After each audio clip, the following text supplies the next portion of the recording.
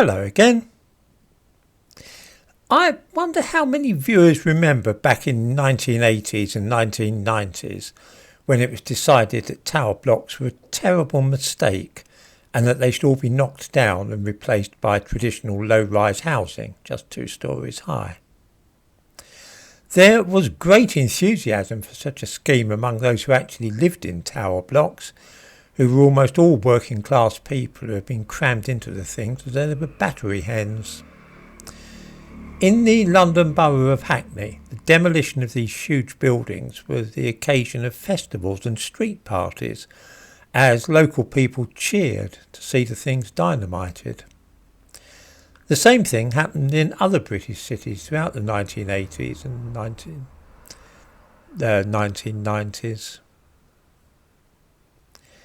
It was universally agreed that tower blocks had been a dreadful mistake and that from now on ordinary houses and flats would be built instead.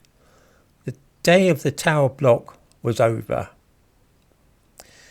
The reaction against the scourge of the tower blocks began 40 years ago. They had never been popular with those who had been compelled to live in them. They were compelled to live in them because in some areas they were the only social housing available.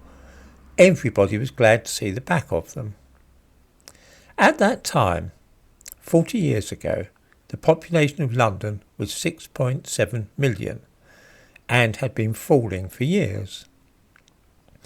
There was plenty of room to build new streets full of ordinary houses. Fast forward to the present day and we find that the tower block has made an astonishing comeback. Everybody seems to have forgotten all the things that have been said against these monstrosities, and they are now springing up like mushrooms wherever you look. It's not just in London either. Cities like Birmingham and Belfast have had a moratorium on building them for the last 30 years, but they've given up on this and decided that tower blocks are the way forward for the future. It is the same story all across Britain. We have forgotten why all those tower blocks were being demolished, and instead we are now intent upon building as many of them as we possibly can. The result, apart from people having to get used to all the awful aspects of living in the things again, is that the skylines of our cities are clogged up with tower blocks.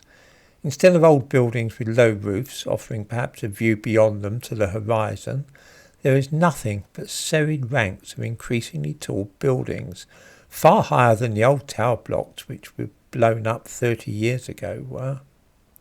Some of these towers have 40 stories or more, whereas the tallest of the London tower blocks didn't go higher than 20 in the 1970s.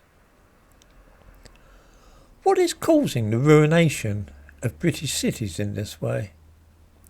Well, as I say, in 1982, 40 years ago, the population of London was a little over 6.5 million and falling.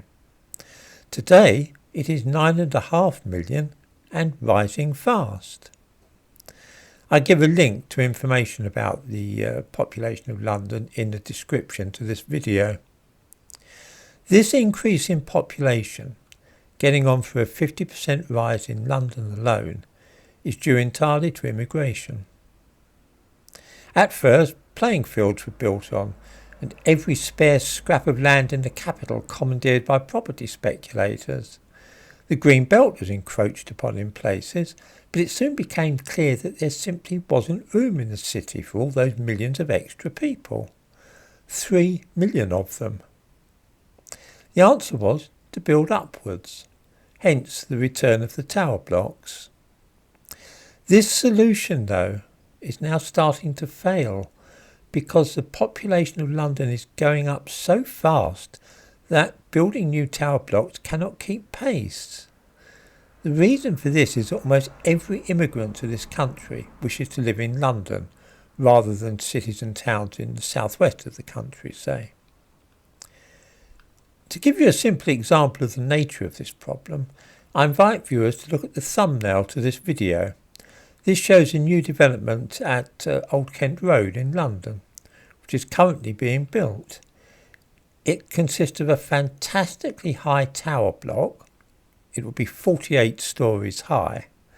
There are 4 more which are 37 stories and other smaller blocks of no more than 10 or 11 stories. In the description to this video I give a link to a piece about this huge development. It will provide 1,113 new homes. However, the day before yesterday, 1,295 illegal immigrants landed in Kent. The chances are that they'll all wish to live in London. That vast development in the Old Kent Road will just contain enough homes for the illegal immigrants who arrive in this country in a single day. It would be necessary to build something of that sort every day to keep up with the demand. Viewers who observe with distaste the way that their cities and towns are now being disfigured with endless tower blocks, each taller than the one before, will now understand why this is happening.